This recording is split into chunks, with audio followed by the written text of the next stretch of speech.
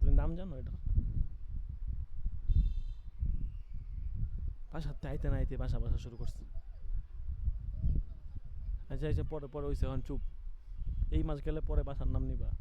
আর মাঝখানে তো আমি লইয়া যামই তোমারে, এমন তো না। আ-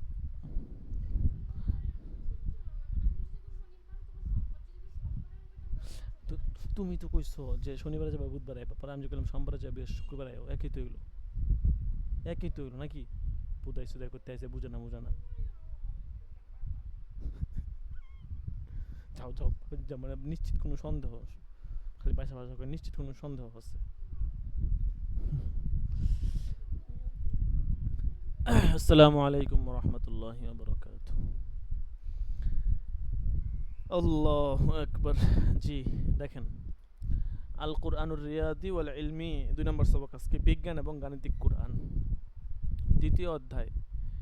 বৈজ্ঞানিক প্রমাণে কোরআনের বাণী। বর্তমান পৃথিবীতে 125 কোটিরও বেশি মুসলমান দ্বিধাহীন চিত্তে পবিত্র কোরআনকে আল্লাহর বাণী রূপে গ্রহণ করেছে। এখন তো আরো মুসলমানের সংখ্যা বেশি, এটা বই যখন লেখা হয়েছে তখন তো এই সংখ্যাটা ছিল। এটা একটা অলৌকিক ঘটনা বলে মানতেই হবে। মহান আল্লাহর এই অলৌকিক কালাম সম্পর্কে মুসলমানদের যখন আহ, এক বাক্যে শ্রদ্ধা প্রদর্শন করে, তখন মুসলমানরা কেন তা গ্রহণ করবে না? রেভারেন্ড আর বসওয়ার্থ স্মিথ তার মুহাম্মদ ও মুহামেডাইনম মুহামেডাইনিজম গ্রন্থে পবিত্র কোরআন প্রণয়ন সম্পর্কে বলেছেন, জ্ঞান ও সত্যের একটি অনুপম পবিত্র অলৌকিক লিখন এটি, এই কোরআন আর কি। অপর একজন ইংরেজ লেখক যে আরবেরই পবিত্র কোরআন অনুবাদ করতে গিয়ে মুখবন্ধ লিখেছেন, অর্থাৎ যখন আমি কোরআন শুনি বিমোহিত হই, মনে হয় যেন আমি সুমধুর উম, সঙ্গীত শ্রবণ করছি, যা সর্বক্ষণ সুরের মূর্ছনায় আমার হৃদয়কে স্পন্দিত করে। উপরোক্ত বক্তব্য থেকে মনে হবে তিনি একজন মুসলমান হিসেবে এই কথা বলতেছেন, কিন্তু আসলে তিনি তা নন। অর্থাৎ তিনি মুসলমান না, তিনি মৃত্যুবরণ করেছেন একজন ঈসাই অর্থাৎ খ্রিস্টিয়ান হিসাবে, তিনি খ্রিস্ট ধর্মের অনুসারী ছিলেন। পরবর্তীকালে আরও একজন ইংরেজ মার্মা ডিউক পিকথল পবিত্র কোরআনের অনুবাদ করতে গিয়ে লিখেছেন, আহ, অর্থাৎ অর্থ হচ্ছে এই এক অনুকরণীয় সুর মূর্ছনা, যার ধ্বনি মানুষকে চোখের অশ্রু এবং আনন্দে উল্লাসে অভিভূত করে। এই লেখক পবিত্র কোরআন অনুবাদ করার আগেই ইসলাম কবুল করেছিলেন, কিন্তু আমরা জানি না ইসলাম গ্রহণের আগে না পরে তার এই অনুভূতি এসেছিল। আল্লাহর সর্বশেষ কালাম পবিত্র কোরআনের প্রতি ইসলামের বন্ধু এবং শত্রুরাও নিঃসংকোচিত্তে সম্মান ও শ্রদ্ধা প্রদর্শন করে গেছেন। হজরত মুহাম্মদ সাল্লাহ সাল্লাম সমসাময়িক লোকেরা পবিত্র কোরআনের বাণীর সৌন্দর্যে, মহত্বের, উদারতা এবং মর্যাদার অভিভূত হয়ে ইসলাম কবুল করেছিলেন। অবিশ্বাসীরা এবং নাস্তিকেরা হয়তো বলতে পারে যে এইগুলো আত্মিক অনুভূতি, পরে অবশ্য আরবি জানে না বলে হয়তো নিজেকে দূরে সরিয়ে রাখতে চাইবে। তারা হয়তো আরও বলতে পারে, আমি যা দেখি না তুমি তা দেখো, আমি যা অনুভব করি না তুমি তা অনুভব করো। কিভাবে আমি জানবো যে আল্লাহ আছেন এবং তিনিই মুহাম্মদ সাল্লাহ সাল্লামকে কোরআনের এই সুমধুর বাণী দিয়ে প্রেরণা জুগিয়েছেন? তারা হয়তো আরও বলতে পারে, কোরআনের মধ্যে দর্শনের যে সৌন্দর্য আছে, যে বাস্তব নীতিকথা আছে এবং আদর্শ আছে, তার প্রতি আমার কোনো আগ্রহ নেই। আমি মুহাম্মদ সাল্লাহ সাল্লামকে সহজ সরল মানুষ হিসাবে মেনে নিতে রাজি আছি।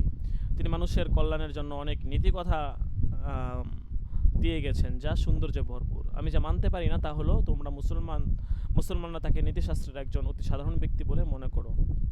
আচ্ছা, এইসব নাস্তিকদের সন্দেহ দূর করার জন্য পবিত্র কোরআনে মহান আল্লাহ তাআলা বিভিন্ন যুক্তি তুলে ধরে নিদর্শন দেখিয়েছেন। বিজ্ঞানের অভিজ্ঞান নিয়ে নাস্তিক ও অবিশ্বাসীরা নিজেদেরকে এক বিরাট পুরুষ বলে জাহির করে থাকেন। আসলে তারা হচ্ছে বামন বা ক্ষুদ্রাকৃতির। বামনদের শরীর সাধারণত মানুষের মতো সমপরিমাণ বাড়ে না। কারো মাথা বড়, কারো হাত পা ছোট, আবার কারো বা শরীর ছোট। মেধা ও বুদ্ধিসম্পন্ন এইসব বিজ্ঞানী বামনরা জ্ঞানের উচ্চ শিখরে পৌঁছেও আত্মিকভাবে ছোটই থেকে গেছেন বলে আমাদের বিশ্বাস। আমাদের পরিতৃপ্তির জন্য এইসব নাস্তিক এবং অবিশ্বাসী বিজ্ঞানী বামনদের সাথে কিছু কাল্পনিক কথোপকথনের অবতারণা এখানে করা যাক। ধরে নেওয়া যাক, আল্লাহ বিজ্ঞানীদের জিজ্ঞেস করলেন, হে বিজ্ঞানীরা, তোমরা জ্যোতির্বিজ্ঞানের পণ্ডিত, তোমরা বড় বড় টেলিস্কোপ দিয়ে গ্রহ নক্ষত্র ও ছায়াপথের পর্যবেক্ষণ করছো, নতুন নতুন গ্রহ নক্ষত্রের সন্ধান পাচ্ছ। বলো তো এই মহাবিশ্বের উৎপত্তি বা সৃষ্টি কীভাবে হয়েছিল? অন্তর্দৃষ্টিহীন নাস্তিক মহাবিজ্ঞানীরা সাথে সাথে উত্তর দিবে, কেন কোটি কোটি বছর আগে এই মহাবিশ্ব একটি ক্ষুদ্র জড়পিণ্ড ছিল। হঠাৎ করে এই ছোট জড়পিণ্ডের মাঝখানে ঘটে গেল এক বিরাট বিস্ফোরণ। ফলে বিভিন্ন বস্তু প্রচণ্ড গতিতে বিভিন্ন দিকে ছড়িয়ে পড়তে লাগলো। এই বিরাট বিস্ফোরণের কারণে মহাবিশ্বের সৌরজগৎ সমূহ, ছায়াপথ এবং অন্যান্য সব কিছুর সৃষ্টি হলো। মহাশূন্যে তখন যেহেতু কোনো প্রতিবন্ধক বা বাধাবিঘ্ন ছিল না, সেহেতু তারা গ্রহ নক্ষত্র নিয়ে প্রচণ্ড গতিতে মহাশূন্যে ভেসে বেড়াতে লাগলো। এই বিস্ফোরণের কারণে আমাদের সৌরজগতের সৃষ্টি হলো। আমাদের এই মহাবিশ্ব অনবরত সম্প্রসারিত হচ্ছে বলে প্রত্যেকে একে অপরের কাছ থেকে প্রচণ্ড গতিতে দূরে সরে যাচ্ছে এবং একসময় তারা আলোর গতি লাভ করবে। পরে আমরা আর তাদেরকে দেখতে পাবো না। এদেরকে দেখার জন্য আমাদের খুব তাড়াতাড়ি আরও বড়, আরও উন্নত ধরনের টেলিস্কোপ তৈরি করতে হবে। তা না হলে ভবিষ্যতে আমরা তাদেরকে মোটেই দেখতে পাবো না। এটা হচ্ছে নাস্তিকদের কথা। যদি আল্লাহ তাদেরকে জিজ্ঞাসা করতে তখন এই সমস্ত কথাবার্তা বলবে। এবার আমরা এই নাস্তিক মহাবিজ্ঞানীদের জিজ্ঞাসা করতে পারি, এই অলীক কাহিনী তোমরা কবে আবিষ্কার করলে? তাদের কাছ থেকে আমরা উত্তর পাবো, এটা কোনো অলীক কাহিনী নয়, এটা বৈজ্ঞানিক সত্য। আমাদের উত্তর হতে পারে, ঠিক আছে, এটা একটা বৈজ্ঞানিক ব্যাখ্যা আর কি। ঠিক আছে, নিচে দেখেন এখানে লেখছে বিগ ব্যাং থিওরি বা বিরাট বিস্ফোরণ, এটা বর্তমান শতাব্দীর আবিষ্কার। বাংলাদেশ প্রকৌশল বিশ্ববিদ্যালয়ের অধ্যাপক জনাব আব্দুল জব্বার তার বিশ্ব সৌরজগৎ বইয়ে ৫ম পৃষ্ঠায় এই বিগ ব্যাং থিওরি সম্পর্কে বলেছেন, এমন একটা সময় ছিল যখন বিশ্বের সমস্ত কিছু একটি অতি ক্ষুদ্র, অতি ঘন, অতি উত্তপ্ত অগ্নিপিণ্ডে একীভূত ছিল। বিকিরণ রেডিও তরঙ্গ হচ্ছে ওই অতি ক্ষুদ্র, অতি ঘন অগ্নিপিণ্ডের বিস্ফোরণের শেষ নিদর্শন। সেই পিণ্ডের ভিতরে একসময়ের স্থান পদার্থ সমস্ত নিহিত ছিল। মানে একটা আপনার হচ্ছে যে ক্ষুদ্র বা কি বলে একটা আপনার গোলাকার একটা অগ্নিপিণ্ড আর কি, এটার মধ্যে অনেক কিছু ছিল। আপনার পরবর্তীতে এটা হচ্ছে বিস্ফোরিত হয় আর কি। ঠিক আছে, এটাকেই বিগ ব্যাং বলে। এটা একটা বইও আছে, এখানে এই বইয়ে সম্পর্কে আলোচনা করা হয়েছে। সেখানে বলা হয়েছে যে সেই পিণ্ডের ভিতরে একসময় স্থান পদার্থ সমস্ত নিহিত ছিল। উল্লেখিত দুটি বিষয় একত্রে বিবেচনা করে বলা যায় যে কোনো একটি নির্দিষ্ট সময়ে একটি অতি ক্ষুদ্র, অতি ঘন, অতি উত্তপ্ত অগ্নিপিণ্ডের বিরাট বিস্ফোরণে মহাবিশ্বের সমস্ত কিছু সৃষ্টি সূচনা হয়। একেই বলা হয় বিরাট বিস্ফোরণ বা বিগ ব্যাং তথ্য। এই সম্পর্কে তিনি আরও বলেছেন, এখন মনে করা হয় যে 1000 বা 2000 কোটি বছর পূর্বে বিশ্বব্রহ্ম একটি মাত্র অতি ক্ষুদ্র, অতি ঘন, অতি উত্তপ্ত অগ্নিগোলকের মধ্যে নিহিত ছিল। চাঁদ, সূর্য, তারা, ছায়াপথির কোনো অস্তিত্ব ছিল না। সেই অগ্নিগোলক কোথা থেকে এলো, কিভাবে তারা সৃষ্টি হলো এবং সে কথা কেউ জানে বা না জানে, সে সম্বন্ধে কোনো স্বীকৃত তথ্যও নেই। আচ্ছা, যাই হোক, তিনি এটাও বলে দিচ্ছেন যে কোত্থেকে আসলো এই সেই, কিন্তু এটা তারা আবার বিশ্বাস করে। তো এত কিছু কি এইটা এমনিতেই হয়ে যায়? সামান্য থেকে সামান্য একটা জিনিস মানে এমনিতেই হয় না, সেখানে এত বড় সৌরজগৎ সৃষ্টি হয়ে গেল, এত কোটি কোটি গ্রহ নক্ষত্র এত কিছু সৃষ্টি হয়ে গেল, এগুলো এমনিই হয়ে গেছে? আমি আপনি দেখা গেছে আপনার ফ্যানটা ধরেন, কথার কথা ফ্যানটা অফ, আপনি ফ্যানটা ছাড়বেন, এটা সুইচ দিতে হয়, ঠিক আছে, লাইট জ্বালাবেন, সুইচ দিতে হয়। আমার আপনার পেট ভরার জন্য খাবার খেতে হয়, চোখে আমি কিছু দেখবো, চোখটা খোলা লাগে, ঠিক আছে, হাত দিয়ে কিছু ধরবো, হাত বাড়াইতে হয়। তো সামান্য থেকে সামান্য জিনিসের জন্য যদি এত কিছুর প্রয়োজন হয়, আহ, এমনি এমনি না হয়, তাহলে এত বড় সৌরজগৎ সৃষ্টি হয়ে গেল, চাঁদ নক্ষত্র সূর্য গ্যালাক্সি কত কিছু, এগুলো এমনি এমনি হয়ে গেল।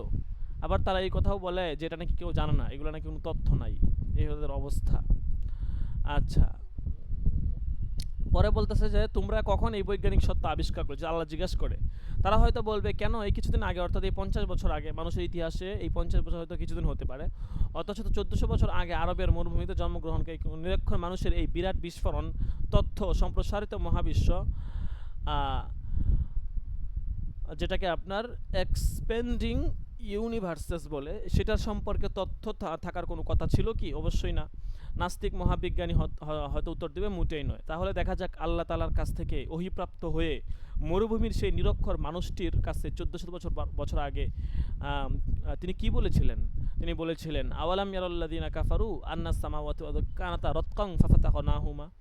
অবিশ্বাসীরা কি দেখে না, কাফেররা কি দেখে না যে আকাশমণ্ডল ও পৃথিবী একত্রিত ছিল উতপ্রোত ভাবে তাদেরকে পৃথক করার পূর্বে, অর্থাৎ এগুলো একসাথে লাগানো ছিল সব কিছু পৃথক করার আগে। সূরা আম্বিয়া আয়াত নাম্বার 30। এবং আরও ইরশাদ হচ্ছে, ওহুয়াল্লাযী খলাকাল লাইলা ওয়ান নাহার ওয়াশ শামসা ওয়াল কমার কুল্লুম ফি ফালাকি ইয়াসবাহুন। এবং আল্লাহ সৃষ্টি করেছেন, আল্লাহই সৃষ্টি করেছেন রাত্রি ও দিবসকে এবং চন্দ্র ও সূর্যকে, তারা সবাই নিজ নিজ কক্ষপথে বিচরণ করে। যে বিজ্ঞানী এবং জ্যোতির্বিজ্ঞানীরা এইসব অপরূপ সত্য আবিষ্কার করে চলেছে, তাদেরকে উদ্দেশ্য করে এইসব কথা বলা হয়েছে। তারা তা জানে না, কারণ তারা অন্ধ। তারা এই অপরূপ ঐশী বাণীর রচনাকারীকে দেখতে পায় না। টমাস কার্লাইল বলেছেন, অর্থাৎ তিনি এখানে ইংরেজিতে লিখেছেন, সেটা তিনি বলেছেন যে আমাদের গবেষণাগারে বিজ্ঞান ও বিশ্বকোষে মগ্ন থেকে আমরা ঐশী শক্তিকে ভুলে থাকায় তৎপর। অর্থাৎ বিজ্ঞান নিয়ে আমরা এমনভাবে পড়ছি যে আসলেই যে একটা ঐশ্বরিক একটা শক্তি বলে কিছু আছে, ইলাহ বলে একজন আছে, সেটা আমরা ভুলেই গিয়েছি। যেখানে পৃথিবীতে মরুভূমির একজন উটচালক তোমাদের এই বিরাট বিস্ফোরণ তথ্যের সত্যতা সৃষ্টিকর্তার সাহায্য ছাড়া 1400 বছর আগে উদ্ঘাটন করতে পারতেন কি? সমস্ত প্রাণের অথবা জীবনের উৎপত্তি বা সৃষ্টির বিষয়টি প্রাণীবিজ্ঞানী ও জীববিজ্ঞানীদের নখদর্পণে। যিনি প্রাণীর সৃষ্টি করেছেন, অর্থাৎ আল্লাহর অস্তিত্ব সম্পর্কে তারা এখন দুঃসাহস দেখাচ্ছে। প্রাণী বিজ্ঞানীদের জিজ্ঞাসা করা যাক তাদের গর্বিত গবেষণার ফলাফল সম্পর্কে। তারা কি বলতে পারে প্রাণের উৎপত্তি কোথায়? অবিশ্বাসী জ্যোতির্বিজ্ঞানী সহকর্মীদের মতোই প্রাণী বিজ্ঞানীরা বলতে পারে কোটি কোটি বছর আগে সমুদ্রেই প্রাণীর সৃষ্টি হয়েছিল। অর্থাৎ কোটি কোটি বছর আগে সমুদ্রের মধ্যে এক আদিম বস্তু থেকে জীবনের মূলীভূত উৎপাদনের প্রজনন শুরু, যার থেকে বেরিয়ে আসে অ্যামিবা, এবং সমুদ্রের পক্ষে প্রথিত বস্তু থেকে তার জীবনের বিকাশ লাভ করেছে। এক কথায় জীবনের বা প্রাণের উৎপত্তি সমুদ্র অর্থাৎ পানি থেকে। তো জ্যোতির্বিজ্ঞানীরা কখন এই তথ্য আবিষ্কার করেছে যে এই যে জীবনের উৎপত্তি পানি থেকে? উত্তরটা কি জ্যোতির্বিজ্ঞানীর মতো হয়তো হবে? এই তাদের মতো হয়তো হবে যারা জ্যোতির্বিজ্ঞানী ছিল। প্রাণীবিজ্ঞানী যারা, তারা হয়তো জ্যোতির্বিজ্ঞানীর মতোই উত্তর দিবে, যেহেতু এই তো কিছুদিন আগে 1400 বছর আগে কোনো নিরক্ষর দার্শনিক, কবি অথবা নীতিশাস্ত্রবিদ তোমাদের এই আবিষ্কার সম্পর্কে কোনো ধারণা করতে পারতো? জীববিজ্ঞানী হয়তো জোর গলায় উত্তর দিবে না, কোনো ক্রমেই নয়, কারণ আমরা তো এই ধারণা পাইছি মাত্র 50-100 বছর আগে। তাহলে 1400 বছর আগে কিভাবে একজন মূর্খ নিরক্ষর দার্শনিক না কিছুই না, তিনি সাধারণ মানুষ কিভাবে এই তথ্যটা দিবে? তারা এটা বিশ্বাস করবে, তারা বলবে এটা কোনো ক্রমে সম্ভব নয়। তাহলে শোনা যাক 1400 বছর আগে মরুভূমির নিরক্ষর সন্তান আল্লাহর নিকট থেকে অভিপ্রাপ্ত হয়ে কি বলেছিলেন। তিনি বলেছিলেন, ওয়াজআলনা মিনাল মাই কুল্লা শাইইন হাই আফালা ইউমিনুন, এবং আমি সৃষ্টি করলাম পানি হতে প্রত্যেক জীবন্ত বস্তু, তবুও কি তারা বিশ্বাস করবে না? আচ্ছা, দেখেন এখানে একটা টিকা লিখছে, টিকাটা কোথা থেকে আসছে?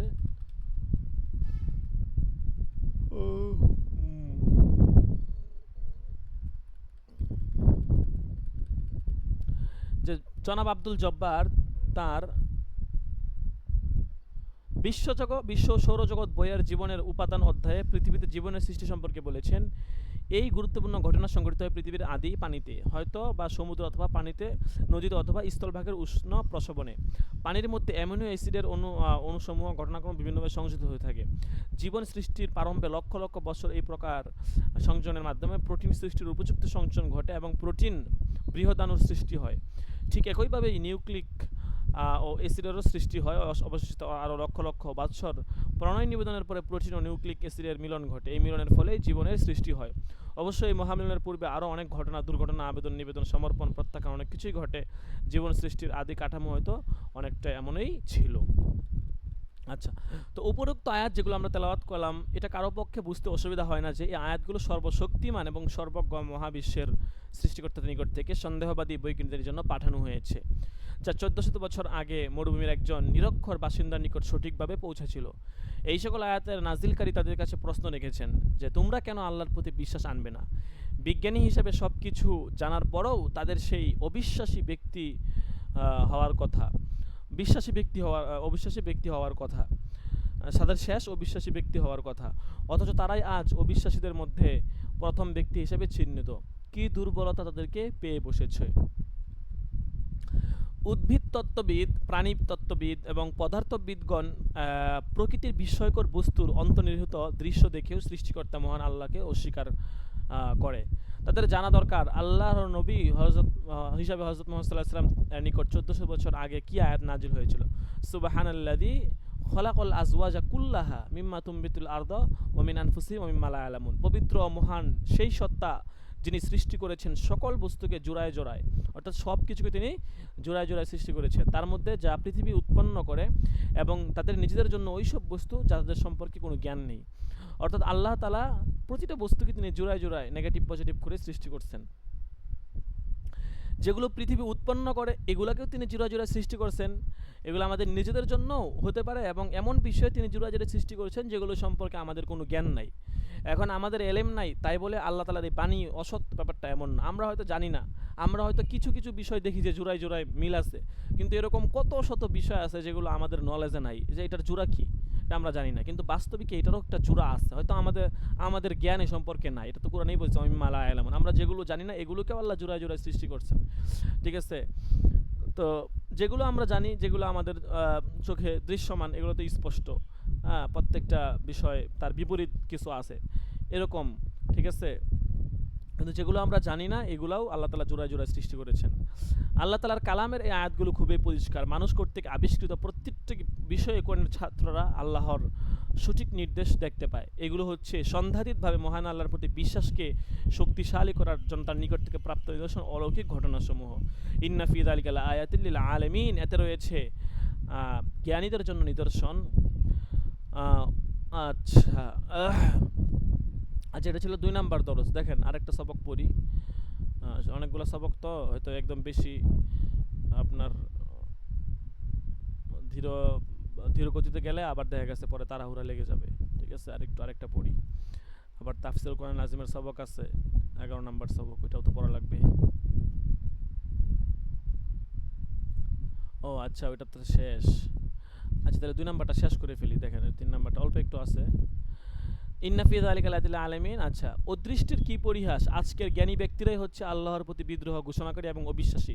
তাদের বস্তুগত জ্ঞান পার্থিব জ্ঞানে হচ্ছে তাদের কাল। প্রকৃত জ্ঞানের সাথে উপযুক্ত বিনয়ের অভাব নিয়ে তারা পৃথিবীতে বিরাজ করছেন। আচ্ছা, এরপর দেখেন 3 নাম্বার সবক, 3য় অধ্যায়। এটা পবিত্র কালামের বিশুদ্ধতা। এই বিষয়গুলো আমরা পড়ে আসতেছি, তারপর দেখেন এক একজন এক একভাবে এখানে ব্যাখ্যা করতেছে। পবিত্র কালাম যে বিশুদ্ধ এতে কোনো সন্দেহ নেই। দেখেন, অতীতের মানুষের জন্য আল্লাহর কালামে বর্ণিত অলৌকিক ঘটনাগুলো চিহ্নিত হতে পারে, কিন্তু বর্তমানকালের অবস্থা কি? আজকের দুনিয়ায় অসার অলৌকিক বস্তু, ইলেকট্রনিক জাদু, কম্পিউটার, যাকে মানব মেধার শিশু বলা হয়, শিশু বলে পরিহাস করা হয়। ঠিক আছে, মানব মেধার শিশু বলে পরিহাস করা হয় কম্পিউটারকে। ঠিক আছে, এই যে আপনারা এরকম তথ্য শুনছেন, জানছেনও, আমিও দেখছিলাম যে আপনার কত হাজার জিবি যেন, আপনার সঠিক আমার মনে নাই, মানে একটা প্রায় আপনার 4000 কম্পিউটার যা মুখস্থ রাখতে পারবে, সংরক্ষণ করতে পারবে, একজন মানুষের মেধা এর চেয়ে বেশি জিনিস রাখতে পারে। হ্যাঁ, ঠিক আছে, অসম্ভব। এটা আসলে মানুষের মেধার কাছে কম্পিউটার, এটাকে মেধা, মানব মেধার শিশু বলা হয়। ঠিক আছে, দেখেন পবিত্র কোরআন যে আল্লাহর বাণী এবং একটি অলৌকিক কিতাব, সে সম্পর্কে ইলেকট্রনিক কম্পিউটারের সাহায্যে নতুন বিস্ময়কর তথ্য প্রকাশ পেয়েছে। এখানে অলৌকিক শব্দের একটি সহজ সরল অর্থ খুঁজে পাওয়া গেছে, আর তা হলো মনুষ্য শক্তির বহির্ভূত একটি কর্ম। অর্থাৎ পবিত্র কোরআন কোনো মানব দ্বারা রচিত গ্রন্থ বা কিতাব নয়, হতে পারে না, এবং তা কোনো মানুষের রচনা সাধ্যের বাইরে। আর এই পবিত্র কোরআন যে মহান আল্লাহর কালাম এবং একটি অলৌকিক গ্রন্থ, তা অবিশ্বাসী এবং নাস্তিকদের কাছে কিভাবে প্রমাণ করব? প্রকৃত বিজ্ঞান এবং গণিত শাস্ত্রের দ্বারা প্রমাণ করে আমরা তাদের মনে বিশ্বাস স্থাপনে সক্ষম হব, কারণ গণিত শাস্ত্রে সবসময় নিরপেক্ষ এবং আবেদন বিশ্বব্যাপী। মুসান্নিফ এখানে বলতেছেন যে আমরা এইটা যে আল্লাহর গ্রন্থ, এটা আমরা একটু গাণিতিকভাবে একটু প্রমাণ করার চেষ্টা করি। আমরা তাহলে গাণিতিকভাবে প্রমাণ করলে এটা মানুষ বিশ্বাস করতে সহজ। যেমন কথার কথা, আমি যদি আপনাকে একটা যে কোনো একটা বিষয় বুঝাই, তো একটা নকলি দলিল দিলে, একটা বুংচুং আপনাকে বুঝ দিলে, দেখা গেছে হয়তো আপনি বুঝতে পারেন না, বুঝতে পারেন না, এটা মেনে নিতে পারেন। কিন্তু আমি যদি গাণিতিকভাবে আপনাকে বোঝানোর চেষ্টা করি, আমি যদি বলি 2 এ 2 এ 4 হয় না, 2 এ 2 এ 3 হয়, তো এটা কিন্তু আমাকে মানুষ পাগল বলা ছাড়া আর কিছুই বলবে না। 2 এ 2 এ কখনোই কি হয় না, 3 হয় না, বরং 2 এ 2 এ 4ই হয়। ঠিক আছে, এখন যদি আপনাকে আমি বুঝাইতে চেষ্টা করি যে 2 এ 2 এ 3 হয়, তাহলে এটা আসলে দেখা গেছে আমাকে মানুষ পাগল বলবে। এই জন্য যখন গাণিতিকভাবে যখন কোনো কিছু একটা মানে হচ্ছে যে আপনার বোঝানো হয়, বা গণিত শাস্ত্র যেটা, এটা সবসময় নিরপেক্ষ হয় এবং এটার আবেদনটা বিশ্বব্যাপী, সকলে এটা মেনে নিতে রাজি থাকে। দেখেন পবিত্র কোরআন যে অলৌকিক গ্রন্থ বা কিতাব, তা দেখতে, অনুভব করতে, স্পর্শ করতে এবং এর ভাষা বুঝতে হলে কোনো আমেরিকান, কোনো ইউরোপিয়ান, কোনো রাশিয়ান বা কোনো এশিয়াবাসীর কোরআন সম্পর্কে প্রচুর লেখাপড়া করার কোনো প্রয়োজন নেই। প্রয়োজন দেখার জন্য শুধু দুটি চোখ এবং 19 পর্যন্ত গণনা করার সামর্থ্য। তো এই জিনিসটা প্রয়োজন হইলেই, এই দিলের চোখ থাকলে, দেখার মতো চোখ থাকলে আমরা এটা বুঝতে পারবো। দেখেন পবিত্র কোরআনের সর্বশেষ প্রাপ্ত অলৌকিকত্বকে সমর্থন করতে গিয়ে শুরুতে অবতীর্ণ হওয়ার ধারাবাহিকতা জানা দরকার। হযরত মুহাম্মদ সাল্লাল্লাহু আলাইহি সাল্লাম তার ওফাতের পূর্বে সূরাগুলোকে যেভাবে স্থাপন করার নির্দেশ দিয়ে গেছেন, সেভাবেই বর্তমান কোরআন গ্রন্থিত করা আছে। কিন্তু পবিত্র কোরআনের বাণী বা আয়াত সেভাবে নাজিল হয়নি। এর নাজিল হওয়ার সময়ানুক্রম কিন্তু অন্যরকম। সম্পূর্ণ কোরআন হযরত মুহাম্মদ সাল্লাল্লাহু আলাইহি সাল্লামের নিকট 23 বছর ধরে অল্প অল্প করে প্রয়োজন অনুযায়ী নাজিল করা হয়েছিল, কিন্তু বর্তমান গ্রন্থিত কোরআনের ধারাবাহিকতার সাথে যার কোনো মিল নেই। হ্যাঁ, এটা একটা বাস্তবতা। ঠিক আছে, এটা আমাদের একটা বাস্তবতা যে বর্তমান যে কোরআনের যেই আমাদের যে ধারাবাহিকতা, প্রথমে সূরা ফাতিহা, এরপর সূরা বাকারা, সূরা আলে ইমরান, সূরা নিসা, এই যে ধারাবাহিকতাটা, এই ধারাবাহিকতাটা কিন্তু নাজিলের ধারাবাহিকতার সাথে কোনো মিল নাই। দুইটা সম্পূর্ণ ভিন্ন। ঠিক আছে, বলতেছে পবিত্র কোরআন যখন সর্বপ্রথম নাজিল হয়, তখন হযরত মুহাম্মদ সাল্লাল্লাহু আলাইহি সাল্লাম মক্কা নগরীতে 3 মাইল উত্তরে এক পাহাড়ের গুহায় ধ্যানমগ্ন ছিলেন। তারিখটা ছিল রমজান মাসের 27 তারিখ। তার বয়স ছিল 40 বছর। এটা আপনারা সবাই জানেন, শুরু থেকে পড়ে আসতেছেন। অভ্যাসবশত তিনি সেখানে যেতেন, কখনো একা, কখনো তার প্রিয় পত্নী উম্মুল মুমিনিন খাদিজাতুল কুবরা সহ। যখন কোরআন প্রথম নাজিল হয়, তখন তিনি ছিলেন গুহার মধ্যে একা। হযরত মুহাম্মদ সাল্লাল্লাহু আলাইহি সাল্লাম দেখতে পেলেন ফেরেশতা জিবরিল আলাইহিস সালাম হযরত মুহাম্মদ সাল্লাল্লাহু আলাইহি সাল্লামকে তার মাতৃভাষায় আরবিতে নির্দেশ দিলেন, ইকরা, মানে ইকরা মানে পড়ো। তো জিবরিল আলাইহিস সালাম সর্বপ্রথম প্রথমবার সূরা আলাক এবং এর প্রথম 5টি আয়াত হযরতকে শিক্ষা দিলেন, যা বর্তমান কোরআনের 96তম সূরার অংশ হিসেবে লিপিবদ্ধ আছে। যেটা আপনার হচ্ছে যে সূরা আলাক যদি খুলেন, সেখানে এক পাশে দেখবেন আয়াত নাম্বার আর এক পাশে সূরা নাম্বার। সূরা নাম্বার হচ্ছে 96। তো মহান আল্লাহ হযরত মুহাম্মদ সাল্লাল্লাহু আলাইহি সাল্লামকে তার মুখপাত্র হিসেবে নির্বাচন করলেন, কিন্তু হযরত মুহাম্মদ সাল্লাল্লাহু আলাইহি সাল্লাম এই অবস্থার জন্য মোটেই তৈরি ছিলেন না। বিষয়টির নিশ্চয়তা এবং সমর্থনের জন্য তিনি দ্রুত তার সহধর্মীর কাছে ঘরে ফিরে গেলেন। তিনি ভয়ে বিমূঢ় এবং বিস্ময়ান্বিত হয়েছিলেন। প্রাথমিক অবস্থা কেটে যাওয়ার পর তিনি আয়াতগুলিকে মনে গেঁথে নিলেন। এই বিষয়ে নতুন স্বাদ পাওয়ার জন্য অধীর হয়ে উঠলেন। হযরত মুহাম্মদ সাল্লাল্লাহু আলাইহি সাল্লামের সর্বপ্রথম নাজিলকৃত সূরা, সূরা আলাক, সূরা নাম্বার 96, আয়াত নাম্বার 1, বিসমিল্লাহির রহমানির রহিম, ইকরা বিসমি রাব্বিকাল্লাযী খলাক, পড়ো তোমার প্রভুর নামে যিনি সৃষ্টি করেছেন তোমাকে। আয়াত নম্বর 2, খলাকল ইনসানা মিন আলাক, সৃষ্টি করেছেন মানুষকে আলাক থেকে। আয়াত নম্বর 3, ইকরা ওয়া রাব্বুকাল আকরাম, পাঠ করো তোমার প্রতিপালক যিনি মহিমান্বিত আল্লাযী আল্লামা বিল কলম, যিনি কলমের সাহায্যে শিক্ষা দিয়েছেন, আল্লামাল ইনসানা মা লাম ইয়ালাম, তিনি শিক্ষা দিয়েছেন মানুষকে এমন বিষয় যা সে জানতো না। তো উপরোক্ত এই 5টি আয়াত হচ্ছে সূরা আলাকের প্রথম 5 আয়াত বর্তমান পবিত্র কোরআনে, যেটা 96তম সূরার অংশ এবং যা হযরত মুহাম্মদ সাল্লাল্লাহু আলাইহি ওয়াসাল্লামের নিকট জিবরাইল আলাইহিস সালাম কর্তৃক মহান আল্লাহর নির্দেশে নাজিল করা হয়। আল্লাহ তাআলা এবং মহৎ জীবন সম্পর্কে প্রচার শুরু করতে তাকে অনেক দিন অপেক্ষা করতে হলো। অবিশ্বাসীরা তাকে পাগল অথবা ভূতে পাওয়া লোক বলে সাব্যস্ত করার চেষ্টা করলো। যা হোক, পাগল অথবা ভূতে পাওয়ার জবাবে দ্বিতীয়বার আরও কিছু আয়াত নাজিল হলেন জিবরাইল আলাইহিস সালাম, যা বর্তমানে কোরআনের 68 নং সূরা আল কালামে লিপিবদ্ধ আছে। পাগল অথবা ভূতে পাওয়ার জবাবে সূরা আল কালামের 2 নং আয়াতটি দেখা যেতে পারে, মা আনতা বিনিআমাতি রাব্বিকা বিমাজনুন, তুমি নও তোমার প্রতিপালকের অনুগ্রহে পাগল অথবা ভূতে পাওয়া। আচ্ছা, উপরোক্ত আয়াতে মহান আল্লাহ অবিশ্বাসী কর্তৃক হযরত মুহাম্মদ সাল্লাল্লাহু আলাইহি ওয়াসাল্লামকে দেওয়া ভূতে পাওয়া ও পাগল অভিযোগ নাকচ করে দিয়েছেন এবং জানিয়ে দিলেন হযরত মুহাম্মদ সাল্লাল্লাহু আলাইহি ওয়াসাল্লাম মানুষের মধ্যে সবচেয়ে সুস্থ এবং জ্ঞানী ব্যক্তি। তো ওনাকে তো বলা হতো as-সাদিকুল মাসদুক, as-সাদিক আল ওয়াদুল আমিন। তাকে এই জন্য মিথ্যাবাদীরা তাকে হচ্ছে যে মিথ্যাবাদী বলার সাহস পেত না, যার জন্য আরব উল্লেখ তাকে ভূতে পাওয়া বা তাকে পাগল, তার সাথে কোনো জুনুন আছে এইরকম সাব্যস্ত করেছিল, কারণ তিনি জীবনেও মিথ্যা কথা বলেন না, এই জন্য তাকে মিথ্যা কথা বলতে পারতো না। দ্বিতীয়বার নাজিলকৃত সূরার অংশগুলো কি আমরা একটু মিলাই। সূরা কলাম আয়াত নাম্বার হচ্ছে সূরা নাম্বার হচ্ছে 68, আয়াত নাম্বার 1, 2, 3। দেখেন এখানে আয়াতগুলো আছে, বিসমিল্লাহির রহমানির রহিম, নুন ওয়াল কলামি ওয়া মা ইয়াসতুরুন, নুন শপথ কলমের এবং ওরা যা লিপিবদ্ধ করে তার, মা আনতা বিনিআমাতি রাব্বিকা বিমাজনুন, তোমার প্রতিপালকের অনুগ্রহে তুমি পাগল অথবা ভূতে পাওয়া নও, তোমার জন্য অবশ্যই রয়েছে নিরবচ্ছিন্ন পুরস্কার, ও ইন্নাকা লাআলা খুলুকিন আযীম, তুমি অবশ্যই মহান চরিত্রে অধিষ্ঠিত। কিন্তু মানুষের অভ্যাস হলো সত্যকে মিথ্যা প্রতিপন্ন করা এবং জ্ঞানীকে পাগল বলে সাব্যস্ত করা। হযরত ঈসা আলাইহিস সালামের শত্রুরাও তাকে এইরূপ ব্যবহার থেকে অব্যাহতি দেয়নি। বাইবেলেও হযরত ঈসা আলাইহিস সালামের ধর্মপ্রচারক সম্পর্কে বলা হয়েছে, তাদের মধ্যে অনেকে বলল তাকে ভূতে পেয়েছে, সে পাগল, তোমরা তার কথা কেন শুনছো? যোহন লিখিত 10 নং অধ্যায়ের 20 নং আয়াত। এমনকি হযরত ঈসা আলাইহিস সালামের প্রিয় সহযোগীরা তার মানসিক সুস্থতা সম্পর্কে নিঃসন্দেহ হতে পারেন। তার মার্ক লিখিত 3 নং অধ্যায়ের 21 থেকে 22 নং স্তবকে বলা হয়েছে, সেখানে আয়াতে বলা হয়েছে, যা যিশুর আত্মীয়রা এই খবর শুনে তাকে বের করে নিতে আসলেন। তারা বললেন ও পাগল হয়ে গেছে। জেরুজালেম থেকে যে ধর্ম শিক্ষকরা এসেছিলেন তারা বললেন ওকে বেলেজবুলে পেয়েছে। বেলেজবুল মানে হচ্ছে শয়তান, মন্দ আত্মাদের রাজার সাহায্যেই ও মন্দ আত্মা ছড়ায়। হযরত ঈসা কর্তৃক অনেক মুজিজা বা অলৌকিক ঘটনা দেখানোর পরেও বাইবেলে তাকে বলা হয়েছে যে যিশুর ভাইয়ারাও যিশুকে বিশ্বাস করতেন না। ভাগ্যক্রমে আমাদের নবী মুহাম্মদ সাল্লাল্লাহু আলাইহি ওয়াসাল্লামের ব্যাপারে এরূপ ঘটেনি। প্রথম দিকের বিশ্বাসীদের মধ্যে বেশিরভাগ ছিলেন তার আত্মীয় স্বজন এবং নিকটজন, যারা তাকে সবচেয়ে বেশি ভালো জানতেন। দ্বিতীয়বার নাজিল হওয়া আয়াতসমূহে আমরা দেখতে পাই মুহাম্মদ সাল্লাল্লাহু আলাইহি ওয়াসাল্লামের বিরুদ্ধে আনিত অভিযোগ পাগল ও ভূতে পাওয়া খণ্ডন করা হয়েছে।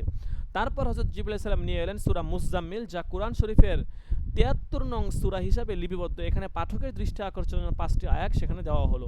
ইন্না সানুলকি আলাইকা কাওলান সাকিলা, আমি শীঘ্রই তোমার কাছে নাজিল করব গম্ভীর বাণী। আল্লাহর প্রিয় নবীর কাছে এতদিন পর্যন্ত যে সকল আয়াত এসে পৌঁছেছিল তা ছিল সুন্দর, প্রয়োজনীয়, গুরুত্বপূর্ণ, কিন্তু আয়াতের রচনাকারী আরও অসাধারণ কিছু তার নবীর জন্য রেখেছিলেন।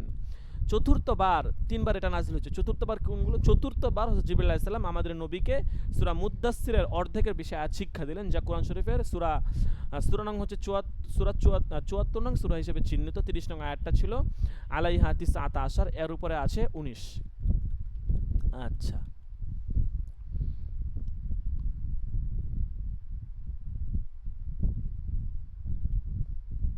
আচ্ছা, দ্বিতীয়বার যে নাজিল হয় এটা 68 নম্বর সূরার 9টা আয়াত নাজিল হয়। এখানে 4টা আয়াত উল্লেখ করা হয়েছে আর কিন্তু প্রথম 9টা আয়াত নাজিল হয় 68 নম্বর সূরার। তৃতীয়বার নাজিলকৃত সূরার অংশ এখানে দেখেন, বিসমিল্লাহির রহমানির রহিম, ইয়া আইয়ুহাল মুজাম্মিল কুমিল লাইলা ইল্লা কলিলা নিসফাহু আও ইনকিস মিনহু কলিলা, হে বস্ত্রাবৃত রাত জেগে থাকো ইবাদতের জন্য কিছু অংশ ছাড়া। নিসফাহু আও ইনকিস মিনহু কলিলা বলতেছে যে নিসফাহু আউইন কুসমিনহু কলিলা, আধা রাত অথবা তার চেয়ে কম। আউজিদ আলাইহি ওয়ারাতিল কুরআন তারতিলা, অথবা তার চেয়ে কিছু বেশি, অথবা আর কোরআন পড়ে ধীরে ধীরে স্পষ্ট ও ধীরে ধীরে কোরআন পড়ো ধীরে ধীরে স্পষ্ট সুন্দরভাবে। ইন্না সানুলকি আলাইকা কওলান সাকিলা, আমি শীঘ্রই তোমার কাছে নাজিল করব গুরু গম্ভীর বাণী। তৃতীয়বার সূরা মুজাম্মিলের 10টি আয়াত নাজিল করা হয়। প্রথম পঞ্চম আয়াতটি গুরুত্বপূর্ণ বিধায় এখানে পঞ্চম আয়াত পর্যন্ত উল্লেখ করা হলো। আচ্ছা,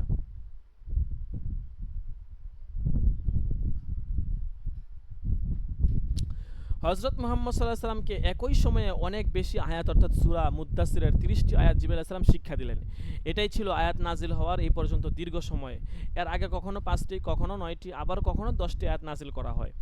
এই একই সময়ে হযরত জিবরাইল আলাইহিস সালাম সূরা মুদ্দাসিরের বাকি 26টি আয়াত নাজিল করলে মুদ্দাসির সম্পূর্ণ হতো। কিন্তু মহান আল্লাহ পাক পবিত্র কুরআনকে এক অলৌকিক কিতাব হিসেবে উপস্থাপন করবেন বলে ওই একই সময়ে সূরা মুদ্দাসির সম্পূর্ণ করলেন না।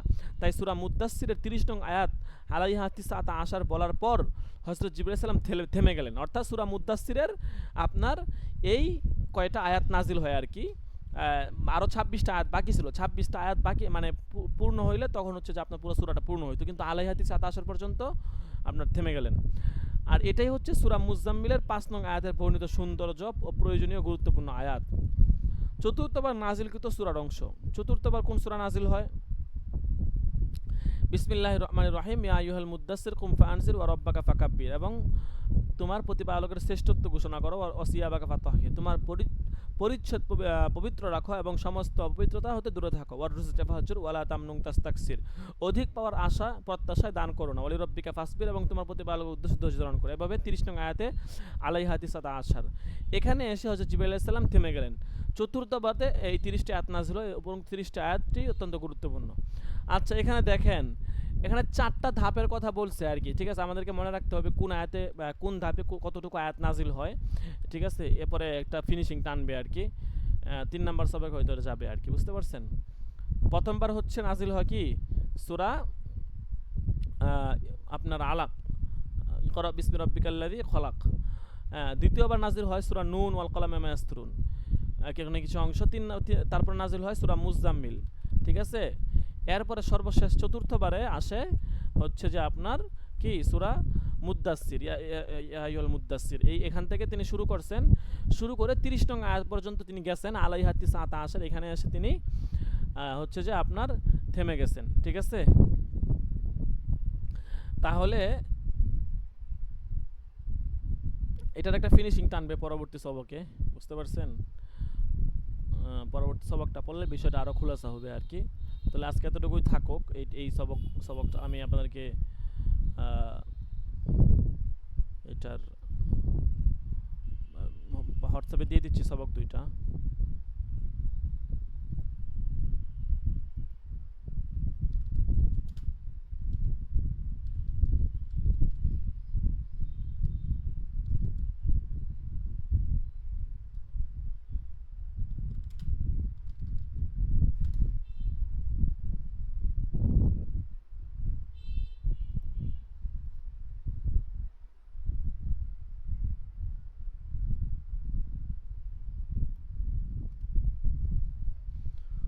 আল্লাহু আকবার।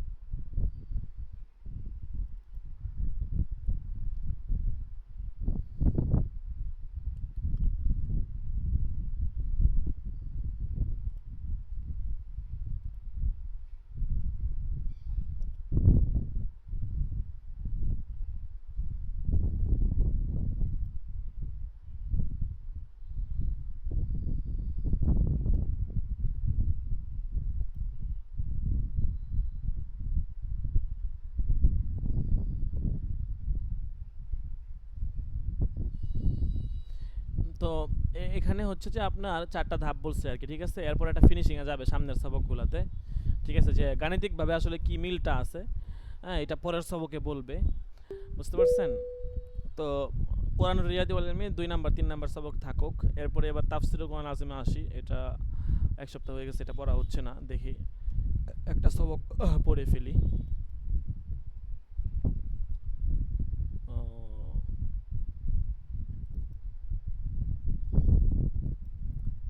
11 নম্বর সবক তবে হোক, এই সেমিস্টারে হচ্ছে আপনার 11 থেকে আপনার 11 থেকে হচ্ছে আপনার 20 নম্বর পর্যন্ত আর কি।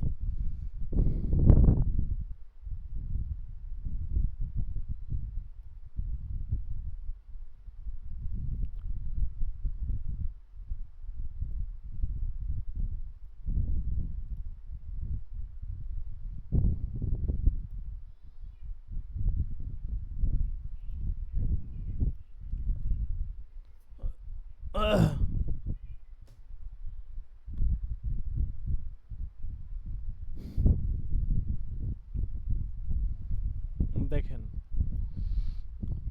অল্পই দেখেন তো, শেষ করে ফেলি। আম, আমাদের ওই ওয়াইদ ক্বাল আল্লাহু ঈসা ইবনে মারইয়াম আনতা কুলতা লিন-নাস ইত্তাখিযুনি, এটা হচ্ছে সূরা আপনার মাইদা আর কি, সূরা মাইদার 116 নম্বর আয়াতগুলো। ওয়াইদ ক্বাল আল্লাহু, এই এই এই এই সেটি, এই সেটি সাউন্ড কমো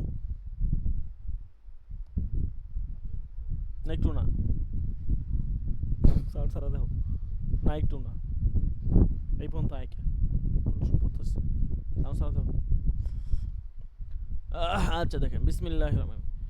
وإذ قال الله يا عيسى ابن مريم أنت قلت للناس اتخذوني وأمي إلهين من دون الله قال سبحانك ما يكون لي أن أقول ما ليس لي بحق إن كنت قلته فقد علمته تعلم ما في نفسي ولا أعلم ما في نفسك إنك أنت علام الغيوب ما قلت لهم إلا ما أمرتني به أن اعبدوا الله ربي وربكم وكنت عليهم شهيدا ما دمت فيهم فلما توفيتني كنت أنت الرقيب عليهم وأنت على كل شيء شهيد إن تعذبهم فإنهم عبادك وإن تغفر لهم فإنك أنت العزيز الحكيم।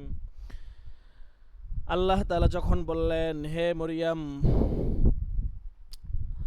তনয় ঈসা, তুমি কি তাহাদিগকে বলিয়াছ যে আমাকে ও আমার মাতাকে প্রভুর উপগ্রহণ করো? সে বলল, তুমি মহান, আমি কিভাবে সেই কথা বলতে পারি যা বলার অধিকার আমার নেই? যদি আমি বলি থাকি তবে অবশ্যই তুমি তা জানো, আমার অন্তরে যা আছে তা তুমি জানো, অথচ তোমার অন্তরে যা আছে তা আমি জানি না, নিশ্চয়ই তুমি সকল অদৃশ্য ব্যাপারে সর্বাধিক জ্ঞাত। আর যাই হোক, এখানে আয়াতগুলো তর্জমা দিচ্ছে, দেখেন এটা আপনারা পড়ে নিয়েন। এরপর তাফসির দিচ্ছে, হযরত ঈসা আলাইহিস সালামকে তাহার জননীকে ঈসা সালামকে এবং তাহার জননী তার মাকে যারা ইলাহ বলে বিশ্বাস করে, তাদের উপস্থিতিতে কিয়ামতের দিন আল্লাহ তাআলা তার বান্দা তার রাসূল ঈসা আলাইহিস সালামকে জিজ্ঞেস করবেন, ইয়া ঈসা ইবনে মারইয়াম, কিয়ামতের দিন জিজ্ঞেস করবেন, আনতা কুলতা লিন-নাসি ইত্তাখিযুনি ওয়া উম্মি ইলাহাইনি মিন দুনিল্লাহ, তুমি কি তাদেরকে বলেছিলে যে তারা যেন তোমাকে যে আমাকে এবং আমার মাকে ইলাহর উপর গ্রহণ করবে আল্লাহকে বাদ দিয়ে, তাদেরকে বলেছিলে? এই কথার দ্বারা খ্রিস্টানদের বিশ্বাসের উপর কঠোরভাবে কটাক্ষ করা হয়েছে। কাতাদা রাহমাতুল্লাহ আলাইহি প্রমুখ এই অর্থ করিয়েছেন। কাতাদা উক্ত আয়াতাংশের সমর্থনে এই আয়াতাংশ উল্লেখ করেছেন, হাযা ইয়াউমু ইয়ানফাউস সাদিকিনা সিদকুহুম, এই দিন সেই দিন যেদিন সত্যবাদীদের সত্যবাদিতা তাদের উপকারে আসবে। সুদ্দি রহমতুল্লাহ বলেন, এই জিজ্ঞাসা ও জবাব ইহকালীন, এটা পরকালীন নয়। তো কাতাদা এবং হচ্ছে যে আপনার অন্যরা এটাকে বলছেন এটা পরকালীন বিষয়, কিন্তু সুদ্দি রহমতুল্লাহ উনি বলেন যে না, এটা ইহকালীন বিষয়, এটা পরকালীন বিষয় না। ইবনে জারির এই মতের সমর্থন করেছেন, তিনি এটাকে এই ঘটনা প্রসঙ্গে বলেছেন যাহার প্রেক্ষাপটে ঈসা আলাইহিস সালামকে উর্দুলোকে তুলে নেওয়া হয়েছিল। ইবনে জারির এই মতকে বলেছেন, উনি বলেছেন যে এটা এই দুনিয়ার বিষয়। ইবনে জারির এই সুদ্দি রহমতুল্লাহের মতকে সমর্থন দিয়েছেন। ইবনে জারির তার পক্ষে দুইটা যুক্তি উপস্থাপন করেছেন, এক ওহাতে অতীত ক্রিয়া ব্যবহার করা হয়েছে যে আয়াতের মধ্যে আর কি। দুই নম্বর হচ্ছে কোন দুইটি কথা রয়েছে যে ইন তুআযযিবহুম ওয়া ইন তাগফির লাহুম, যে তাদেরকে শাস্তি দাও অথবা তাদেরকে ক্ষমা করো। অবশ্যই তাদের উভয় চুক্তির ব্যাপক সন্দেহ এবং চিন্তাভাবনার অবকাশ রয়েছে, কারণ অতীতকালের ক্রিয়া দ্বারা যে অতীতকালেই বোঝানো হয় এমন ধারণা সঠিক নয়। দেখা যায় কি আমাদের বিভিন্ন বর্ণনা আল্লাহ তাআলা অতীতকালের ক্রিয়া ব্যবহার করিয়েছেন, কেননা কিয়ামত এমন একটা বিষয় যা ঘটার মধ্যে সন্দেহের কোনো অবকাশ নেই, আর কিয়ামতের দলিল প্রমাণ দ্বারা এরূপ সাব্যস্ত হয় যে এটা অবশ্যই ঘটবে। তো ইবনে জারির দ্বিতীয় দলিল হলো ইনতু আজিবুম ফাইন্নাম ইবাদুক, এই শর্তযুক্ত বাক্যটি এই স্থানে মূল বিষয়ের সাথে শর্ত জুড়ে দেওয়া হয়েছে। শর্ত করে দিলে তা যে ঘটবেই এমন কথা সঠিক নয়। তার ভুরি ভুরি প্রমাণ কোরআনে আছে। ইতিপূর্বে কাতাদা বলেছেন, যে ব্যক্তি বলে এই আয়াতদিগকে কিয়ামতের দিনের কথা জিজ্ঞাসা করা হবে বলা হয়েছে, তাদের কথাই অধিক গ্রহণযোগ্য বলে মনে হয়, আল্লাহ তাআলাই ভালো জানেন। আচ্ছা, কাতাদা তো এই মত দিছে, কিন্তু ইবনে জারির উনি ওনার মত দিয়েছেন, উনি বলছেন ইহকালীন এটার পক্ষে উনি দলিল দিয়েছেন দুইটা দলিল। এক নম্বর দলিল হচ্ছে মাজিস্তিকে ব্যবহার করছেন, দুই নম্বর দলিল হলো ইনতু আজিবহুম ফাইন্নাহুম ইবাদুক, এই আয়াতটা। কারণ শর্ত করা হলে এটা যে ভবিষ্যতে ঘটবেই এরকম কোনো বিষয় না। আমি যদি শর্ত করি যে ঠিক আছে, যে যদি আপনি আসেন আমি আপনার আপ্যায়ন করব, তার মানে কি, মানে একটা শর্ত করে দিলাম, তার মানে ঘটতেই হবে এরকম না, আসলে তারপর একটা পরে এরকম আর কি। তো এইটাও উনি দলিল দিয়েছেন এই কথা বোঝানোর জন্য, এই যে এই আয়াতের যেই মর্ম এবং এটার যেই প্রেক্ষাপট, এটা ইহকালীন বিষয়ে পরকালীন নয়। এই মতের সমর্থনে বিশ্বস্ত বর্ণনা করেছে ওমর ইবনে আব্দুল আজিজ আজাদকৃত গোলাম আবু আব্দুল্লাহ সূত্রে হাফিজ ইবনে আসকির একটি মারফু হাদিসে বর্ণনা করেছেন। তা হচ্ছে আবু মুসা আশআরী হতে বর্ণনা, রাসূল সাল্লাল্লাহু আলাইহি ওয়াসাল্লাম করেছেন, কিয়ামতের দিন সকল নবী তাদের সকল উম্মতকে ডাকা হবে, ঈসা আলাইহিস সালামকে তাদের প্রতি নাযিলকৃত বিভিন্ন নিয়ামত রাজির উল্লেখ করে তাকে জিজ্ঞাসা করা হবে, ইয়া ঈসা ইবনে মারইয়াম উসকুর নিমাতি আলাইকা ওয়া আলা ওয়ালদিক। তারপর জিজ্ঞেস করবেন, আনতা কুলতা লিন-নাস ইত্তাখিযুনি ওয়া উম্মি ইলাহাইনি মিন দুনিল্লাহ। ঈসা আলাইহিস সালাম এই কথা অস্বীকার করবেন। তারপর খ্রিস্টানদেরকে ডাকে জিজ্ঞাসা করা হলে তারা বলবে যে হ্যাঁ, ঈসা আমাদেরকে ইয়া করতে আদেশ করেছিলেন। খ্রিস্টানদের এই কথা শুনে ভয়ে ঈসা আলাইহিস সালাম মাথার চুল ও শরীরের পশম দাঁড়িয়ে যাবে। ঈসা আলাইহিস সালাম এই অবস্থা দেখে ফেরেশতারা তার মাথা এবং শরীরের লোমসমূহ সেভাবে ধরে রাখবেন, আর খ্রিস্টানদেরকে 1000 বছর পর্যন্ত আল্লাহর সামনে হাঁটু জোর করে রাখবেন।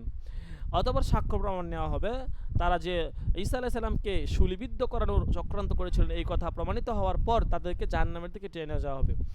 এই হাদিসটা গরীব, বুঝতে পারছেন? যদিও গরীব হাদিস, কিন্তু কাতাদা রাহমাতুল্লাহি আলাইহি উনি ওনার সপক্ষে এই হাদিসের মাধ্যমে দলিল পেশ করেন, যেটা পরলৌকিক বিষয়, এটা ইহকালীন বিষয় নয়। সুবহানাকা মা ইয়াকুনু লি আন আকুলা মা লাইসা লি বিহাক, যে সে বলবে তুমি মহিমান্বিত, যা বলার অধিকার আমার নেই, তা বলা আমার পক্ষে শুভাও পায় না। এই কথা বলে ঈসা আলাইহিস সালাম দারুণ শিষ্টাচার আদবের পরিচয় দেবেন। ইবনে আবু হাতিম আবু হুরায়রা থেকে বর্ণনা করেন, আবু হুরায়রা রাদিয়াল্লাহু আনহু বলেন, ঈসা আলাইহিস সালাম এর অন্তরে কত চমৎকার যুক্তি উদয় হবে। আবু হুরায়রা রাদিয়াল্লাহু আনহু হযরত নবী সাল্লাল্লাহু আলাইহি ওয়াসাল্লাম হতে বলেন, হযরত ঈসা আলাইহিস সালাম আল্লাহর জিজ্ঞাসার জবাবে আকুলু মা লাইসা লি বিহাক এই আয়াতের শেষ পর্যন্ত বলবেন। সাউরি রাহমাতুল্লাহ তাওসিতে এরূপ বর্ণনা করেছেন যে ইন কুনতু কুলতু ফাকাদ আলিমতা, যদি আমি তা বলতাম তবে তুমি তা জানতে, অর্থাৎ হে প্রভু, আমার অন্তরে যদি এমন কথা থাকতো তাহলে তুমি তো তা জানতেই, কেননা আমি যা বলি তা তুমিও জানো, আর আমি যা বলি না বলতে চাই তা তোমার নিকট গোপনও না, তাই এমন কিছু বলার ইচ্ছা আমার ছিল না। তা আলামু মাফি নাফসি ওয়ালা আলামু মাফি নাফসিক ইন্নাকা আনতা আল্লামুল গুয়ুব মা কুলতু লাহুম ইল্লা মা আমারতানি বিহি আন ইয়াবুদুল্লাহ রাব্বি ওয়া রাব্বাকুম ওয়া কুনতু আলাইহিম শাহিদাম মা দুমতু ফীহিম ফালাম্মা তাওয়াফাইতানি কুনতা আনতার রাকিব আলাইহিম ওয়া আনতা আলা কুল্লি শাইইন শাহিদ, যে যখন তুমি আমাকে তুলে নিলে তখনই তুমি তো ছিলে তাদের কার্যকলাপের তত্ত্বাবধান এবং তুমিই সকল বিষয়ের সাক্ষী। হযরত ইবনে জুবায়ের ইবনে আব্বাস থেকে বর্ণনা করেন, ইবনে আব্বাস বলেন, একবার রাসূল সাল্লাল্লাহু আলাইহি ওয়াসাল্লাম তার উপদেশমূলক এক ভাষণে বলেন, হে লোক সকল, কিয়ামতের দিন তোমরা সকলে আল্লাহর নিকট বিবস্ত্র হয়ে উপস্থিত হবে, কামা বাদানা আউওয়ালা খালকিন নুঈদু। সর্বপ্রথম হযরত মূসা আলাইহিস সালামকে কাপড় পরিধান করানো হবে, কারণ মূসা আলাইহিস সালামকে দুনিয়াতে কাফেররা হচ্ছে যে একটা অপবাদ দিয়েছিল, যার কারণে তার কাপড় একবার পাথর কাপড় নিয়ে দৌড় দিয়েছিল, ঠিক আছে। এই জন্য মূসা আলাইহিস সালাম লজ্জিত হয়েছিলেন বিধর্মীদের সামনে। এই সম্মান কিয়ামতের দিন আল্লাহ তাআলা তাকে সর্বপ্রথম কাপড় পরিধান করাবেন। এই মূসা আলাইহিস সালাম এক বর্ণনা পাওয়া যায়, আবার এখানে লেখছে ইব্রাহিম আলাইহিস সালামের কথা, ঠিক আছে। কিয়ামতের দিন সর্বপ্রথম হযরত ইব্রাহিম আলাইহিস সালামকে কাপড় পরিধান করানো হবে, তখন আমার উম্মতের মধ্যে কয়েকজনকে এনে জাহান্নামীদের চিহ্ন স্বরূপ তাদের বাম পাশে রাখা হবে। তখন আমি বলবো, এরা তো আমার উম্মত। জবাবে আমাকে বলা হবে যে তুমি জানো না তোমার মৃত্যুর পর এ সকল লোক তোমার সুন্নত পরিত্যাগ করে বিদআতের প্রচলন করেছিল। তদুত্তরে আমি সেরূপ বলিব যেরূপ একজন নেককার বান্দা বলেছিলেন, ঠিক আছে। আবার অনেক বর্ণনা পাওয়া যায় যে নবী তারা জান্নাতে যেতে চাইবে, নবীর কাছে আসতে চাইবে, তখন আমাদের নবীর মাঝে এবং যারা বেদাতের প্রচলন করেছিল তাদের মাঝে একটা পর্দা টেনে দেওয়া হবে, একটা গায়েবী পর্দা চলে আসবে। তখন এই কথা বললে তখন আল্লাহ তাআলা বলবেন, তুমি জানো না তোমার মৃত্যুর পর এরা আসলে কি কি করেছিল, কি কি বেদাতের সূচনা করেছিল। তখন রাসূল সাল্লাল্লাহু আলাইহি ওয়াসাল্লাম এই কথা বলবেন যে কুনতু আলাইহিম শাহিদাম মা দুমতু ফীহিম ফালাম্মা তাওয়াফাইতানি কুনতা আনতার রাকিব আলাইহিম ওয়া আনতা আলা কুল্লি শাইইন শাহিদ। বা বলবেন ইন তুআযিবহুম ফাইন্নাহুম ইবাদুক ওয়া ইন তাগফির লাহুম ফাইন্নাকা আনতাল আজিজুল হাকীম। তখন তার এই কথার জবাবে বলা হবে, তুমি তো জানো না তোমার তিরোধানের পর তারা বেদাত ও মুরতাদ হয়ে গিয়েছিল। বুখারী ও মুগীরা ইবনে নুমানের সনদে এটা রওয়ায়াত করেছেন। তারপর বলা হয়েছে ইন তুআযিবহুম ফাইন্নাহুম ইবাদুক ওয়া ইন তাগফির লাহুম ফাইন্নাকা আনতাল আজিজুল হাকীম। তুমি যদি তাহাদিগকে শাস্তি দাও তবে তাহারা তোমারই মতো দাস, আর যদি তাহাদিগকে ক্ষমা করো তবে তো তুমি মহাপরাক্রমশালী প্রজ্ঞাময়। এই আয়াতটিতে আল্লাহ তাআলার সর্বময় ক্ষমতার কথা প্রকাশিত হয়েছে, কেননা তিনি যা ইচ্ছা করেন তাই তিনি করতে পারেন। অবশ্যই এই আয়াতটিতে খ্রিস্টানদের ঘৃণ্য কার্যাবলীর ব্যাপারেও অসন্তুষ্টির সুর প্রতিধ্বনিত হয়েছে, কেননা তারা মিথ্যার আশ্রয় নিয়ে আল্লাহ এবং তার রাসূলের প্রতি অপবাদ আরোপ করেছে এবং মরিয়মকে আল্লাহর স্ত্রী বলে প্রচার করে, অথচ এইসব বিষয়ে আল্লাহ তাআলা পুত পবিত্র। সত্যিকার অর্থে এই আয়াতটিতে একটা গভীর জিজ্ঞাসার জবাব এবং আল্লাহর চির পবিত্রতা বর্ণনা করা হয়েছে। হাদিসে এসেছে যে এক রাতে হুজুর সাল্লাল্লাহু আলাইহি ওয়াসাল্লাম নামাজের মধ্যে সকাল পর্যন্ত এই আয়াতটি বারবার পড়তেছিলেন।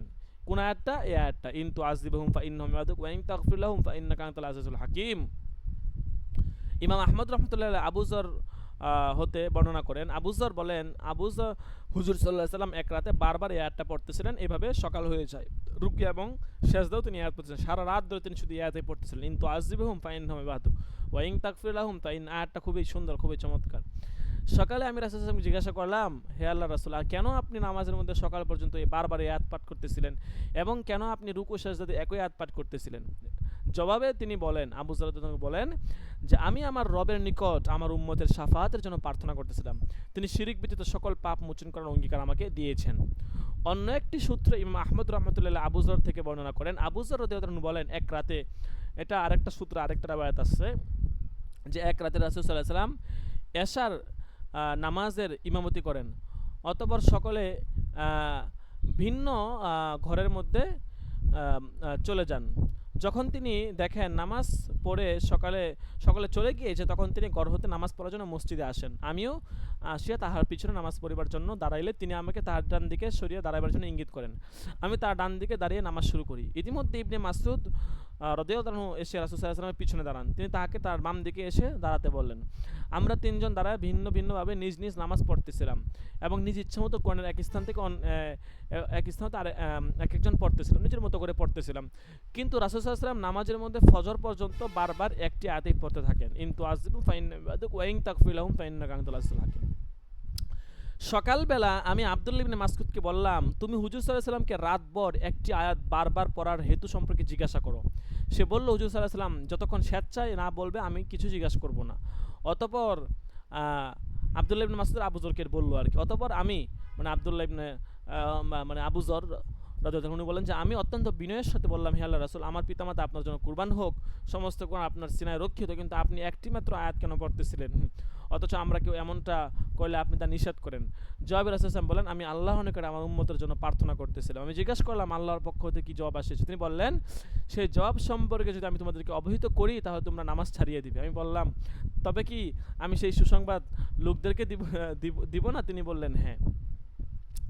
অতঃপর আমি উঠে কিছু দূর চলে গেলে হযরত উমর রাদিয়াল্লাহু আনহু রাসূল সাল্লাল্লাহু আলাইহি ওয়াসাল্লামকে বললেন, হে আল্লাহর রাসূল, লোকদিগকে এই কথা জানায়া দিলে তারা তো আর ইবাদত করবে না। অতঃপর তিনি আমাকে ডেকে বললেন, এদিকে আসো। আমি তাহার ডাকে আবার তাহার নিকটে যাই। তিনি বললেন, সেই সুসংবাদবাহী আয়াতটি হচ্ছে এই, ইন তুআযিবহুম ফাইন্নাহুম ইবাদুক ওয়া ইন তাগফির লাহুম ফাইন্নাকা আনতাল আজিজুল হাকীম।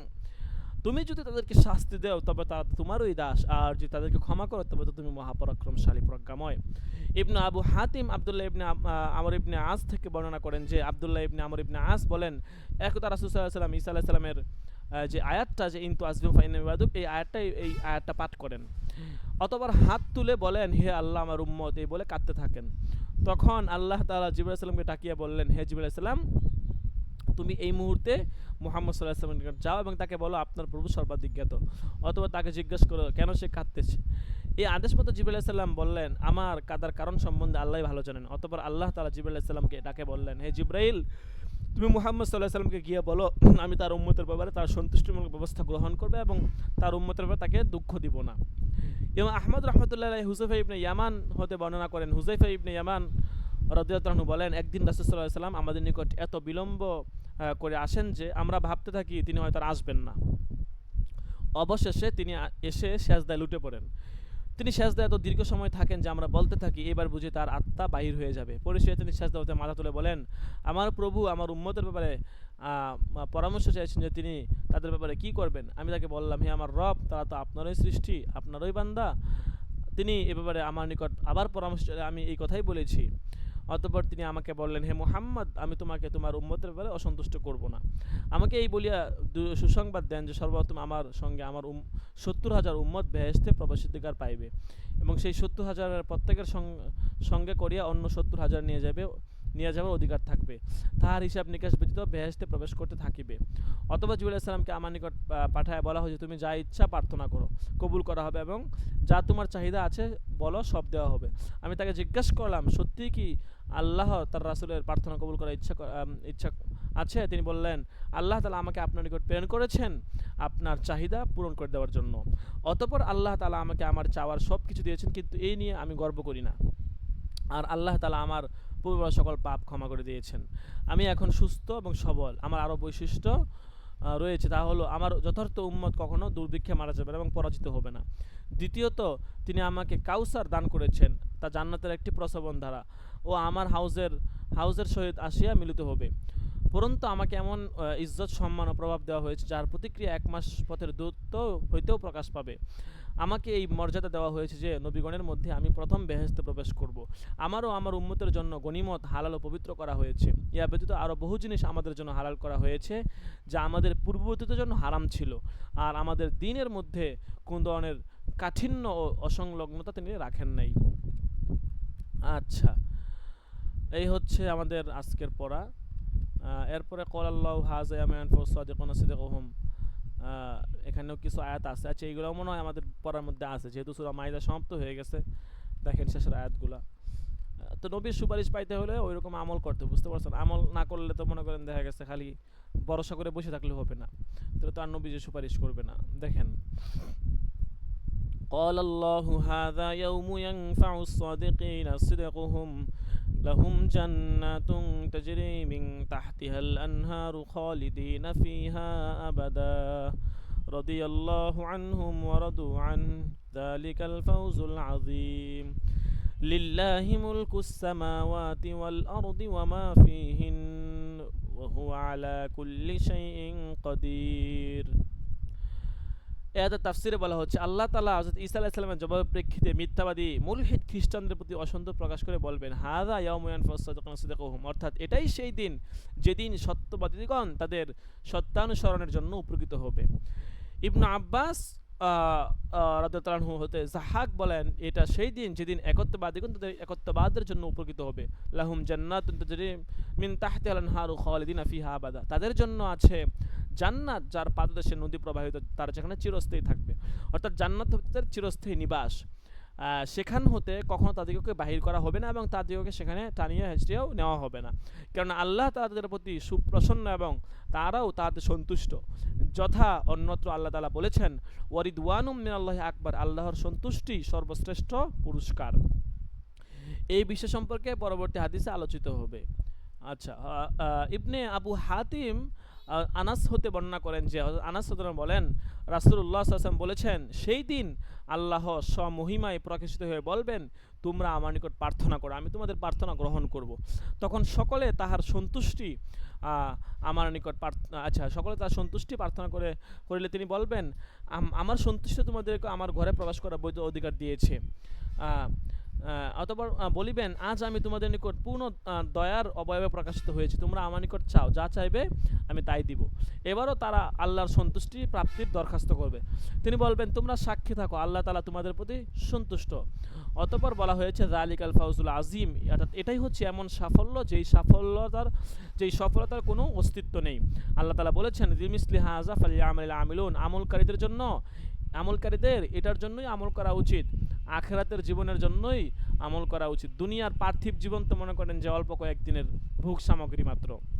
ওয়াফি যালিকা ফাল্যাতানাফাসিল মুতানাফিসুন, লোকদের এমন কুশাসই করা উচিত, এমনই চেষ্টা মেহনত করা উচিত। তারপর আল্লাহ তাআলা বলেছেন, লীল পরিশেষে বলেছেন, লিল্লাহি মুলকুস সামাওয়াতি ওয়া মা ফিহিন্না ওয়া আলা কুল্লি শাইইন কাদির, সকল সৃষ্টির তিনিই স্রষ্টা, সকল বস্তুর উপর তারই রয়েছে হস্তক্ষেপের একচ্ছত্র অধিকার, বিশ্বজগৎ তারই কুদরত নির্দেশনাধীনে পরিচালিত।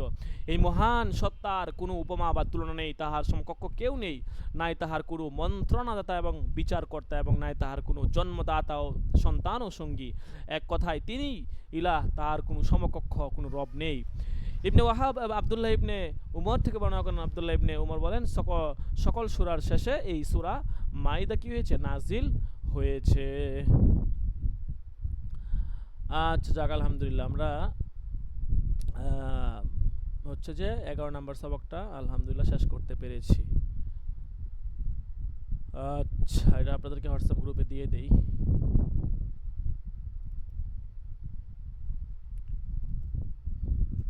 দু তিনটা করে পড়লে আশা করি মোটামুটি শেষ হয়ে যাবে। ঠিক আছে, ধীরে সুস্থে পড়বো, তাড়াহুড়া করার দরকার নেই। গতবার তো তাড়াহুড়া করে দেখা গেছে শেষ দিকে এসে অনেক টাইম ছিল। এবার ধীরে সুস্থে পড়বো, যতটুকু যাইতে পারি, এরপরে পরেরটা পরে দেখা যাবে। আচ্ছা যাই হোক, এই হচ্ছে অবস্থা। সকলে মনোযোগ দিয়ে পড়বেন, ঠিক আছে। শিটগুলো নিয়ে নেবেন, শিটগুলো অফিসে পড়ে আছে। দেখেন তো, আজকে হচ্ছে আপনার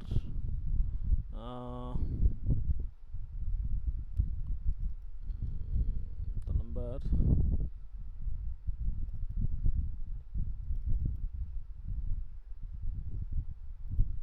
সবকগুলা আসলে নিয়মিত ধরতে পারলে অনেক আসলে উপকার হবে, ঠিক আছে, অনেক মুফিদ। ভালো করে মনোযোগ দিয়ে পড়তে পারলে দেখা গেছে এগুলা সারা জীবন কাজে লাগবে।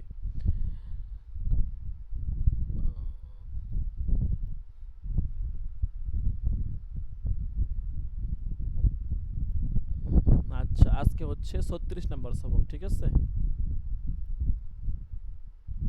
আপনাদের হাজিরা দিয়ে দেওয়া হলো, 36 নম্বর সবকের হাজিরা দিয়ে দেওয়া হলো। তো ঠিক আছে, ইনশাল্লাহ আজকে এ পর্যন্তই থাকুক। সকলেই মনোযোগ দিয়ে পড়াশোনা করবেন, সবক ধরবেন, শুনবেন। ইনশাল্লাহ আল্লাহ তাআলা বরকত দিবে। আল্লাহ তাআলা কালামের জন্য মেহনত করলে আল্লাহ তাআলা কালামের পিছনে সময় দিলে আল্লাহ তাআলা ঠকাবে না ইনশাআল্লাহ, ঠিক আছে। আল্লাহ তাআলা অবশ্যই দুনিয়া আখিরাতে কল্যাণ দান করবেন। আল্লাহ সন্তুষ্টির জন্য পড়ব। আল্লাহ তাআলা কোন আমলের উসিলায় কাকে ক্ষমা করে দেয় এটা তো বলা যায় না, ঠিক না। তা আমরা আমাদের সবক পড়বো, হয়তো এটা আল্লাহ তাআলার কাছে অনেক পছন্দনীয় হবে, ঠিক আছে। এক উসিলায় আরেকটা কল্যাণ আমরা হয়তো লাভ করতে পারবো।